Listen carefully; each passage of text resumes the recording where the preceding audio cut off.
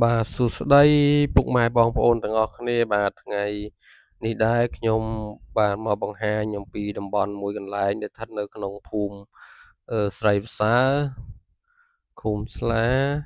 ស្រុកសំរោងខេត្តតាកែវបាទនេះគេហៅថាបាទបឹងទំនប់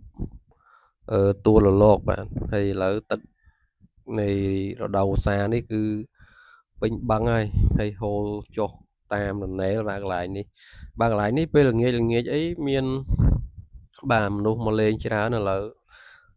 ដែលម៉ោងប្រហែលជា10នេះគឺអត់មានទេបាទមានតែអ្នកបង់សំណាញ់បង់អីរត់ត្រីបាទអញ្ចឹងគឺបឹងនេះគឺសម្រាប់គេហៅដូចជាអាងស្តុបទឹកទុកសម្រាប់ឲ្យប្រជាកសិករយើងធ្វើបាទស្រូវប្រាំងបាទហើយបើកបង្ហូរបញ្ចូលស្រែប្រាំងនេះពេលចូលស្រូវវស្សាហើយគឺគេចាប់ផ្ដើមធ្វើហើយបាទនេះទំនប់ហ្នឹងបាទទឹកឡើងព្រាបទំនប់បាទហើយយើងមើលនៅក្បែរនេះមួយដែលយើងឃើញថាវាគួរឲ្យ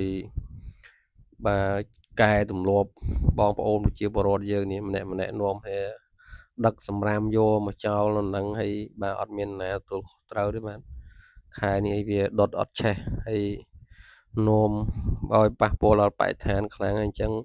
ពុកម៉ែបងប្អូនយើងគួរតែផ្លាស់ប្ដូរទម្លាប់បែបហ្នឹងចោលកុំយកសម្រាមមកចោលកន្លែងយ៉ាងអនាធិបតេយ្យបែបនេះបាទអញ្ចឹងយើងមើលទឹកនៅក្នុងទំនប់នេះគឺបាទពេញបាទអញ្ចឹងហើយក៏បានបើកតម្លាក់ចុះក្រោមបាទហើយមានអ្នករត់ត្រី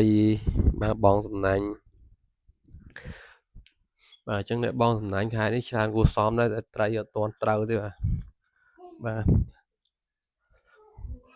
បាទយើងមើលនេះអ្នកតោគាត់មករនេះសិនអ្នកបងសំណាញ់នេះបាទ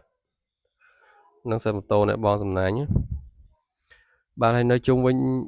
បាទបឹងទំនប់ទួលរលកនឹងដែរគឺមានបាទប្រជាពលរដ្ឋយើងរស់នៅបាទនោះអ្នកបងសំណាញ់បាទទៅមើលគាត់បងមកសំណាញ់បាទមើលបងបែកប៉ុណ្ណាដែរចាំមើលបាទ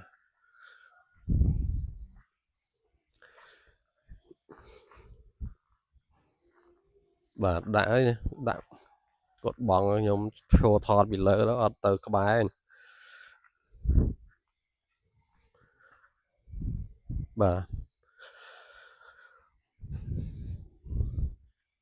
ដាក់ប្រាវបាទអូបែកស្អាតរបស់គាត់ហើយបាទតែមិនដឹងបានត្រីឬអត់ទេដោយសារខ្ញុំបាទអត់នៅចាំគាត់បាទស្រាវសំណាញ់ឡើងទេបាទខ្ញុំបន្តដំណើរទៅមុខទៀតបាទរាល់ឆ្នាំឃើញបងបានតំបន់នេះបាទត្រីច្រើនតែឥឡូវគឺវាអត់ទាន់សូវចុះទេមើលខែដឹកបាទនៅមួយខែនឹងទៀតគឺហើយត្រីចុះច្រើនបាទយើងមើលកន្លែងតំបន់នេះគួរចង់រស់នៅប្រជាពលរដ្ឋស្រួលរស់នៅមែនទែនបាទដោយសារមានទឹក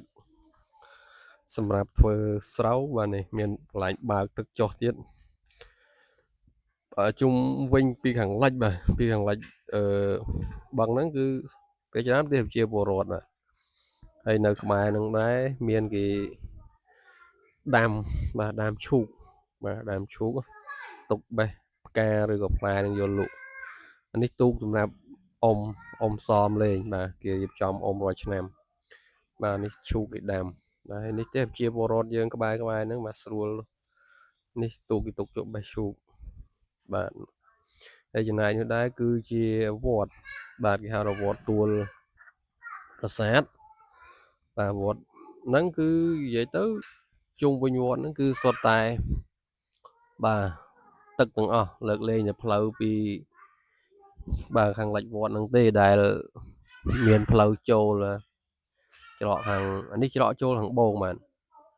ច្រកចូលខាងបូងខ្លោងទ្វារវត្តបាទយើងទៅមើលថាវត្តនេះឈ្មោះវត្តអីបាទនេះបាទអញ្ចឹងប៉ែកខាងបូងនេះគឺធ្វើដំបងហើយបាទនេះគឺជាដំបងវត្តបាទ ផ្លូវនេះបើសិនជាយើងបានចាក់បេតុងចាក់អីទៀតល្អបាទអានេះបតបាទអានេះគឺផ្នែកខាងលិចបាទផ្នែកខាងលិចវត្តបើផ្នែកខាងកើតនោះគឺយើងទឹកបាទនេះខ្លោងទ្វារខាងលិចចឹងវត្តហ្នឹងគឺយើងមានដីគោកតែមួយចំហៀងខាងលិចហើយនឹងប៉ែកខាងបូងមកបន្តិចទេបាទក្រៅពីហ្នឹងខែនេះជុំវិញគឺបាទសុទ្ធតែទឹកទាំងអស់នេះបាទហើយនេះក៏ជាដីស្រែដែរប្រជាពលរដ្ឋយើងនាំគ្នាដាំឈូកដែរបាទគាត់ដាំឈូកទុកព្រោះគាត់ធ្វើស្រូវក៏អត់បានដែរអញ្ចឹងគាត់មានដាំឈូកបាទនេះឃើញទេបាទហើយមើលទៅបឹងហ្នឹងឃើញទេខាងជើងហ្នឹងក៏ជាទឹកដែរវត្តហ្នឹងគឺជុំវិញសឹងតែបាទទឹកទាំងអស់ហើយបាទនៅតែខាងលិចខាងបូងខាងតិចទេបាទអញ្ចឹងផ្លូវហ្នឹងស្ងាត់បាទស្ងាត់គូសមដែរបើមិនតែយើងធ្វើដំណើរពេលយប់អីអាចខ្លាចតែនេះម៉ោងប្រហែលជា10បាទខ្ញុំធ្វើដំណើរមកថតលេងបាទនេះគឺជាកន្លែងចែកដីបាទសម្រាប់បញ្ចុះសពគេបាទដែលគេធ្វើទុកសម្រាប់បញ្ចុះសពបាទមានតាពាងពីមុខមានអីបាទពេលយប់អីអត់ហ៊ានទេបាទផ្លូវនេះស្ងាត់មែនតើព្រោះអីបាទមានអត់សូវមានផ្ទះប្រជាពលរដ្ឋហ្នឹងមានមួយបាទហើយនេះផ្ទះគាត់បិទទ្វារទៀតនេះហើយនេះបិទដែរបាទទឹកចឹងបាទខែនេះមើលទៅបាទទេសភាពគួរឲ្យចង់កំសាន្តមើលដែរបាទដោយសារតែសម្បូរទៅដោយទឹកហុំព័ទ្ធចិត្តអស់បាទមានទូកមានអីយើងប៉ណ្ណាំងលេងទៅបាទនេះបាទឃើញស្ងាត់ណាស់បងប្អូនផ្លូវហ្នឹងមិនសូវជាមានមនុស្សធ្វើដំណើរខ្ញុំជិះមកដូចអត់ជួបមនុស្សសោះ